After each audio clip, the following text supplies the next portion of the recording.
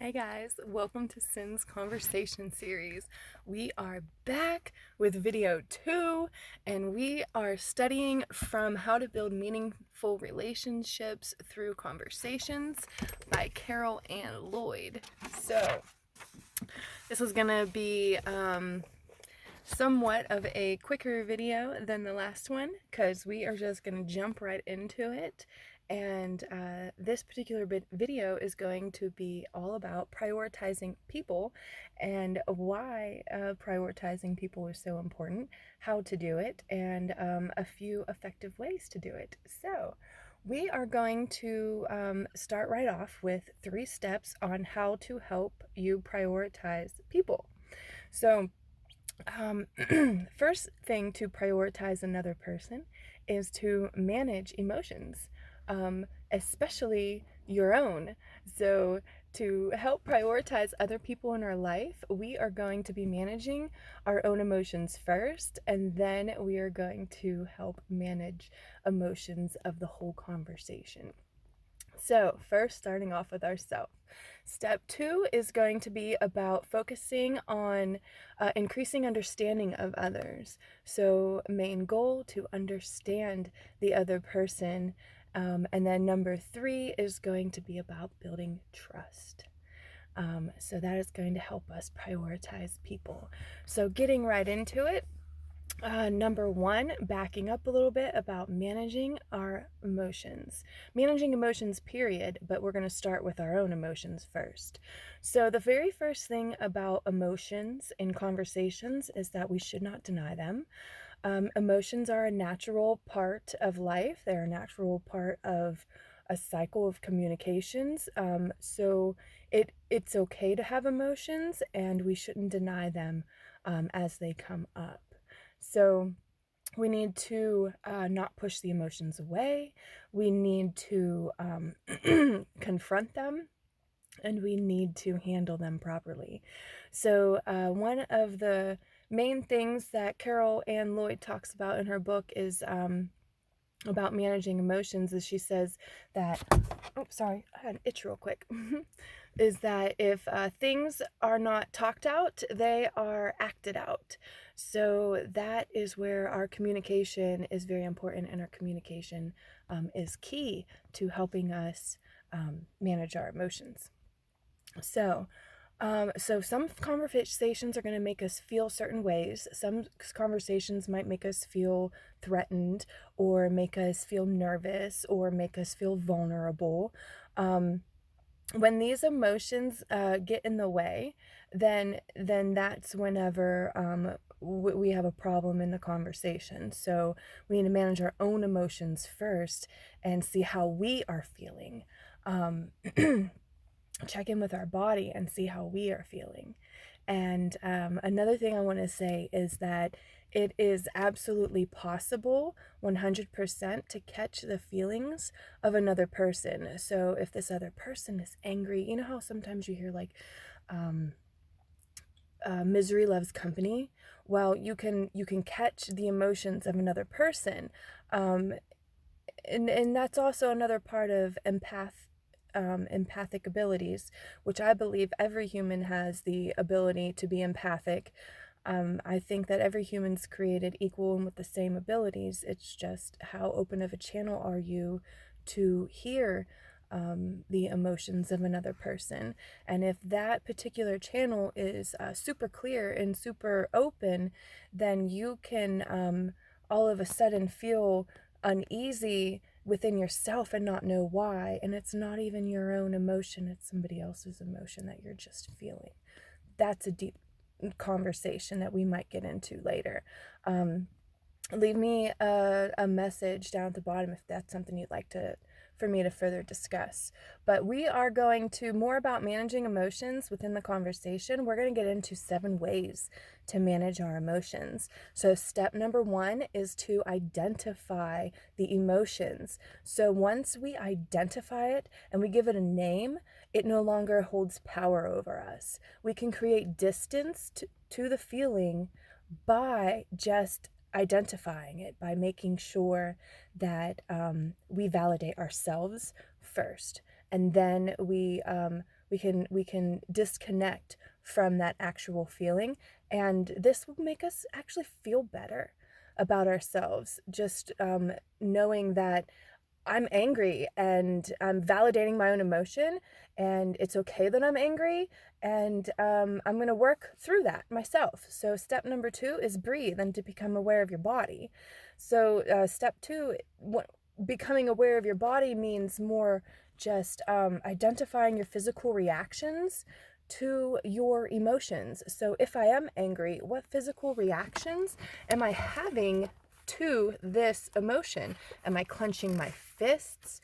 Am I breathing heavily? Am I breathing more shallow? That's me. I'm a shallow breather. Let me turn my page on my notes too, because we're getting into some deep stuff. All right.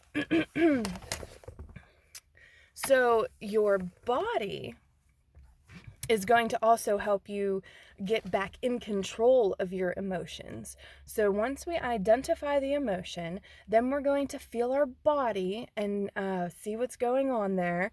And then we're going to take a moment to just be aware, and then we're going to move our body. And we're going to do slight little things to get us back into our body. I'm not sure about you, but traumatic experiences can sometimes shoot a person out of their physical body and into their crown chakra. And there's a lot of adults walking around today who aren't really actually in their body. And I can speak of this from personal experience because I spent a lot of my time disassociated, disconnected from real life, from reality, from everything. So, I'm about to drop my phone. Sorry. All right. So, yes, making sure that we are in control of our body. So, little movements just like standing up or sitting down or taking a walk, or just anything, like any little thing like that, any little step will help you gain control over your body that's having this reaction over the feeling that we have just identified. All right. Step 3 is to make a decision on what to focus on. So, are we focusing on the negative part of the conversation, or are we focusing on the positive part? Are we focusing on the actions and the words of the person, or are we focusing on the tone of voice, the energy in the room, the empathic connection that we have with another person? Sometimes that can speak louder to us than the actual actions and verbiage of that person. So we just need to be mindful of what we're focusing on during a conversation. Step number 4. Yes, 4, 5, 6, 7. Yes, 4. I didn't actually number them, so sorry. Do not deny the other person's emotions. This one's big for me. So saying things like calm down, or I don't know why you're angry, or will things ever get better, or there's always something with you. That's more of denying the other person's emotion right there in that moment. And that can really impact somebody on a huge level. So we just want to make sure that we do not deny the other person's emotions, because we are also having emotions, and we want our emotions to be respected just as much as we want to respect the other person's emotions. All right. Number 5 is to ask the other person to slow down. So whenever a person is expressing themselves and they're going super fast, sometimes that's part of an emotion that they're having. And by asking them to slow down, it's helping them regain physical awareness to their body and regain their physical senses. And also, this is an expression of me wanting to listen to you. By asking you to slow down, it's me wanting to understand you and seek understanding. So, and then also another benefit of somebody slowing down is that they tend to speak more calmly about things. So it really helps everybody's mindset a little bit better. Another one is take a walk. So number 6 is take a walk, involve the body. So this is a little bit like step 2 is becoming aware, but this is going to the next level. So let's say like we know we have to have a tough conversation with somebody. So let's go for a walk and talk. Let's connect to the earth and the elements and the air and the sun and everything around us, because this will actually help us have less emotional outbursts. So this will help us gain control of our body more, because we're working with our body as we're having emotional discharge and reactions to a conversation. All right, and then the last one is, if all else fails, take a break. So it is okay to just say, hey, you know what? We're not getting anywhere. This is an emotionally charged conversation, and we just need to come back to this at a later time, and I need to take a break. I know sometimes they give like newer couples and young adults advice and they say don't go to bed angry, but this sometimes can be counterproductive whenever there's high emotions involved. It's emotionally charged and you're exhausted on top of it. So come to a place of peace and come to a place of recognition. There's a word. Just recognize each other and see that you're tired and you just need to take a break. So get back to the conversation when you guys both have more energy to get there. All right, so that was all in number 1. So that was, let me just go back to get, there we go.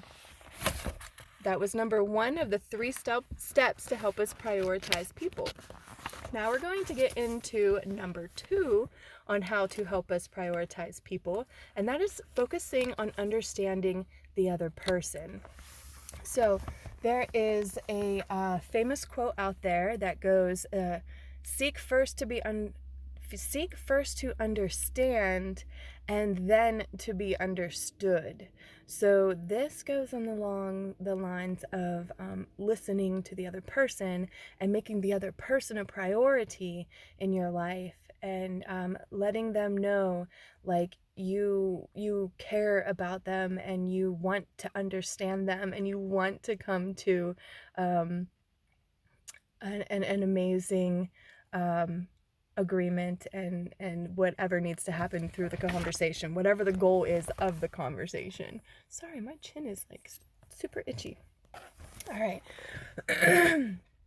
So here's a few steps on how to increase our understanding of others. So 1 is to make understanding a top priority.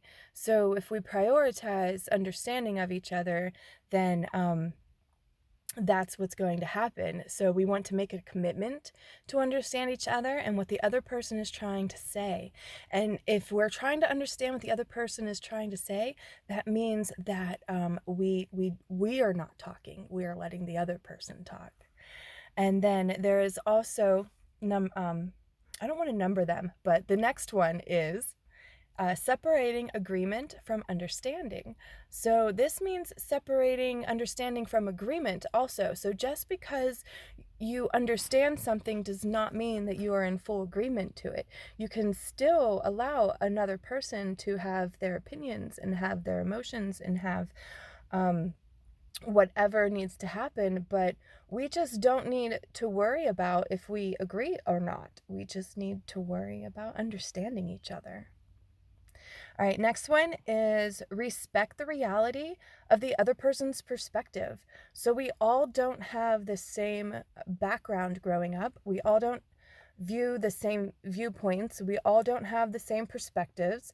We all don't have the same past experiences. So we all do not share the same lenses in which we view the world. So something that could have not given you an emotional reaction could give somebody else an emotional reaction. So we just need to respect the reality of another person. And the next one is get yourself into the learning mode. So get yourself out of defensive mode and get yourself into learning mode. And this learning mode means that we need to limit our distractions around us. So put your phone down and pay attention to the other person and look at the other person, and let's have some body language that we're actually paying attention to them, and we're not distracted with the things around us. We're not doing the dishes. We're not rustling through the papers, being all huffy puffy about things. We are genuinely concerned with the other persons, and we want to learn from them. So you will not understand unless you want to understand, and you will not learn unless you want to learn. So that's when we need to make sure we put our mind in the right place to make sure that we are in learning mode. All right, let me turn this page. Almost done here, guys. All right, so next one is be patient. So be patient with the other person. The other person may not even know that they're having a body reaction. They might not even know the emotion that they're having to have this body reaction. So we need to be patient with each other. We need to create space for each other. Let them know that it's okay to express themselves. Don't try to not allow them to express themselves, and ask for clarity, like, and that's okay, like, and it's okay. Sometimes people just need a moment to process their emotions, and that's okay too. So we just need to be patient with each other. All right, so step 3, last one, is building trust with the other person. This is how we're going to prioritize people in our life, is by building trust. So we can build trust by being honest and being kind. And I love this quote. I'm not actually sure where it comes from, but it says that honesty without kindness is cruelty. So I know I'm guilty of this myself. I am so guilty of making other people feel less than whenever I am telling them something that I feel is going to benefit me and or them. So it's the truth bombs, like it's the not allowing things to build to such a frustration level that it all just comes out in like some emotional throw up on the other person of nothing but truth, and that's cruelty. That's cruel to the other person. So I'm guilty of it, and that's something that I'm working on. So honesty without kindness is cruelty. All right, moving on. So how to build trust? We are going to work on eliminating the us versus them mentality. We are going to create a sense of working together. And we are going to be accountable for what we say and be accountable for what we do. And we are going to walk our talk, and we are going to make sure we hit our due dates. And if all the information isn't there, then it's okay. We are still just at least going to touch base with the other person by the time and date that we said we're going to get back to them. Another one is to approach mistakes. Mistakes that I've made, mistakes that you've made. Approach mistakes as opportunities to learn and improve. So this means not to blame the other person for making a mistake, and detaching from the frustration of emotions that's going on within you. And we just needed to take the learning opportunity and put that into perspective and focus on that, and take responsibility for making my own mistakes, and taking responsibility for fixing my own mistakes. And that's going to help building trust within relationships. So another one is focus on what can be made stronger and better after the mistake, and figure out how to prevent it from happening again. We are also going to demonstrate trust in every opportunity given to us.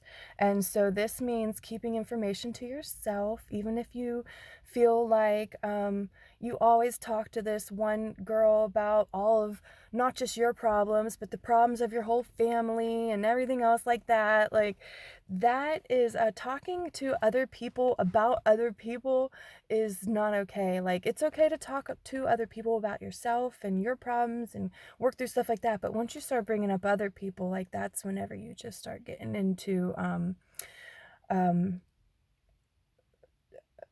the other person could see you as being dishonest because you are not keeping information to yourself. All right, align your thoughts, your words, and your actions. So keeping all of it in a straight line and making sure you're going for your goal. And another way to build trust is to give people the benefit of the doubt. So don't always be so quick to shoot the other person down or make them feel less than or inferior than, or um, make them feel like they're wrong in any type of way. So to help build trust, we need to give people the benefit of the doubt. And we always need to assume the best in people, and we need to encourage the other person. So just like me and you right now, we are learning how to have conversations, important conversations together. This other person may not have had the same opportunity that you're having right now to just listen to a quick little video about how to have better conversations in your life. So we just need to be patient with them and prioritize them and encourage them to recognize their emotions, to put names to their emotions, to put names to the body reactions that they're having so that they can then control the reaction. All right, guys, that's all I have today. The next video is going to be about listening. You don't want to miss it. Bye.